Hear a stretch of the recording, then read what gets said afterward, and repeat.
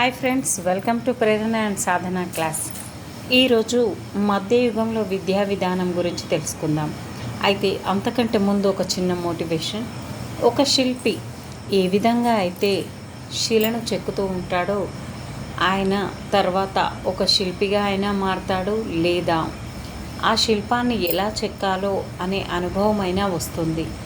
అంటే కళాకారుడైనా అవుతాడు, లేదా ఒక మంచి శిల్పాన్ని తీర్చిదిద్దడమైనా జరుగుతుంది. ఈ విధంగా దీని ద్వారా నీతి ఏంటి అంటే, మనం చదువుకున్న శ్రమ, ఈ చదువు అనేది వృధా కాదు. ఎందుకంటే ఈరోజు కాకపోయినా ఖచ్చితంగా రేపైనా మనం సాధిస్తాం అనే ఒక నమ్మకం అనేది ఉంటుంది. Thank you friends. ఇప్పుడు మనం మధ్యయుగంలో విద్యా విధానం అనేది చూద్దాం. 8వ శతాబ్దం ఆరంభం నుండి భారతదేశంపై మహమ్మదీయులు దండయాత్ర ప్రారంభించారు. అంటే మనకి ఈ విద్యా విధానం అనేది దాదాపుగా 6వ శతాబ్దం నుంచి అయితే మనకి ఏంటి మనం చూసింది ఇందాకే మధ్యయుగంలో విద్యా విధానం అనేది 12వ శతాబ్దం నుంచి 16వ శతాబ్దం వరకు చూసాము. అంతకంటే ముందు మనకు వేదకాల విద్య, బౌద్ధ విద్య, జైన విద్య అనేటివి భారతదేశంలో ఉండేవి. అయితే మరి మధ్యయుగంలో 8వ శతాబ్దం ఆరంభం నుండి కూడా మహమ్మదీయ దండయాత్రలు అనేటివి ప్రారంభం కావడం జరిగింది. అయితే ధనికులు పేదల మధ్య వ్యత్యాసం అనేది చాలా పెరిగింది. అయితే మహమ్మద్ గజ్నీ దండయాత్ర కాలంలో హిందువుల విద్యా కేంద్రాలు చాలా తగ్గిపోయాయి. ఇస్లాం రాజులు హిందువుల వలె విద్యను గౌరవించారు.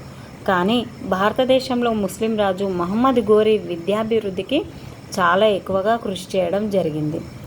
గోరి మహమ్మద్ అనగానే మనకు మొదటి తరైన్ యుద్ధం, 2వ తరైన్ యుద్ధం, ఇతను చేసిన పృథ్వీరాజ్ రాసాతో ఫస్ట్ తరైన్ యుద్ధంలో ఓడిపోవడం, 2వ తరైన్ యుద్ధంలో గెలవడం అనేది మనం సోషల్ విభాగంలో చూసాం. అయితే మహమ్మద్ గోరి వల్ల మొట్టమొదట ముస్లిం రాజు ఇతని వల్లనే విద్యాభివృద్ధి అనేది చాలా ఎక్కువగా జరిగింది. గోరి అనేక పాఠశాలలు, గ్రంథాలయాలు, మసీదులు అనేటివి నిర్మించాడు. సికిందర్ లోడి పరిపాలనా కాలంలో హిందువులను ముఖ్య పరిపాలనా స్థానాలలో నియమించారు. సికిందర్ లోడి టైంలో హిందువులు ముస్లింల మధ్య ఏర్పడిన సంబంధ బాంధవ్యాల ఫలితంగా ఉర్దూ అనే కొత్త భాష ఆవిర్భవించింది. అయితే మొఘలు రాజులకు భారతదేశంలో విద్యా వ్యాప్తి పట్ల గొప్ప ఆసక్తి ఉండేది. మహాభారతం, రామాయణం, అథర్వణ వేదం, లీలావతి మొదలగు గ్రంథాలను పర్షియన్ భాషలోకి తర్జుమా చేయించారు. అక్బరు హిందూ పాఠశాలలను, దేవాలయాలను, వాటి స్థానంలో ముస్లిం పాఠశాలలు, మసీదులు కూడా నిర్మించారు. విద్యా లక్ష్యాలు: జ్ఞాన వ్యాప్తి, మత వ్యాప్తి, నైతిక విలువల వ్యాప్తి, జీవనానికి, రాజకీయ ప్రయోజనాలకు మహమ్మదీయ విద్యా విధానం అనేది చాలా గొప్పగా కొనసాగింది. మహమ్మదీయుల పాలనలో 2 రకాలైన పాఠశాలలు ఉన్నాయి. మొదటిది ప్రాథమిక పాఠశాలలు, వీటిని మక్తబ్లు అంటారు. అదేవిధంగా ఉన్నత పాఠశాలలు, వీటిని మద్రసాలు అంటారు. మరి మౌల్వీ ఇమాం అంటే మత పెద్ద ద్వారా విద్యా బోధన అనేది జరిగేది. ఈ మత పెద్దనే మౌల్వీ అనేవాళ్ళు. బిస్మిల్లా అనేది విద్యారంగం ఉత్సవం. చూడండి, మొట్టమొదట వేదకాలంలోనేమో ఉపనయనం అన్నారము, దాంట్లో ఓం నమ శివాయ అని చెప్పడం, అదేవిధంగా గాయత్రి మంత్రాన్ని చెప్పేవారు. అదేవిధంగా మనకి బౌద్ధ మతంలో పబ్బజ్జ అనే ఒక విద్యా క్రతువు అనేది నిర్వహించేవారు. అదేవిధంగా ముస్లిం కాలంలో బిస్మిల్లా అనేది విద్యారంగం ఉత్సవం. బాలుడికి 4 సంవత్సరాల 4 నెలలు పూర్తయిన 4వ రోజు దీన్ని నిర్వహిస్తారు. చాలా ఇంపార్టెంట్ ఫ్రెండ్స్. 4 సంవత్సరాల 4 నెలలు పూర్తయిన 4వ రోజు. అన్ని 4లే ఉన్నాయి, కానీ 3వది 4వ రోజు అని గుర్తుపెట్టుకోండి. 4 వారాలు అలా ఇవ్వడం జరుగుతుంది, కన్ఫ్యూజ్ కావద్దు, రోజులు మాత్రమే. మద్రసాలలో 12 సంవత్సరాలు లౌకిక మత విద్యలు, అరబ్బీ, వ్యాకరణం, తర్కం, తత్వం, గణితం, ఖగోళం, భూగోళం, వైద్య విద్యలను అరబ్బీ భాషల ద్వారా నేర్పించేవారు. మక్తాబ్ అంటే మరి మసీదులతో పాటు ఆయా ప్రాంతాల్లో విద్యా బోధన కోసం మక్తబ్లు నిర్మించారు. వీటిలో అందరికీ అందుబాటులో ఉండే ప్రాథమిక విద్యను నేర్పేవారు. భక్తులు అందించే కానుకలు మౌల్వీలకు జీవనాధారం. ఇందాక కూడా మనకు అక్కడ రావడం జరిగింది బౌద్ధ మతం. మక్తాబ్ అనే పదం కుతుబ్ అనే అరబిక్ భాష నుండి గ్రహించబడింది. కుతుబ్ అంటే వ్రాయడం నేర్పే ప్రదేశం అని అర్థం. చాలా ఇంపార్టెంట్ ఫ్రెండ్స్. కుతుబ్ అనే దాని నుంచి మక్తాబ్ అనే పదం రావడం జరిగింది. కుతుబ్ అంటే వ్రాయడం నేర్పే ప్రదేశం అనే అర్థం.